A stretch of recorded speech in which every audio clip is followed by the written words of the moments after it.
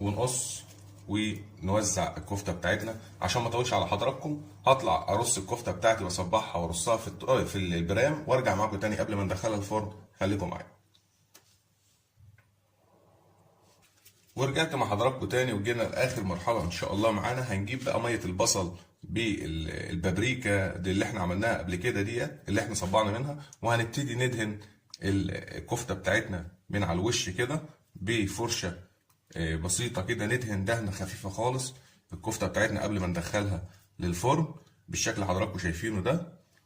وبعد كده هندخل الفرن ونرجع مع حضراتكم ان شاء الله ونشوف النتيجه بتاعتنا هتكون ايه. يا رب ان شاء الله الوصفه دي تعجبكم باذن الله.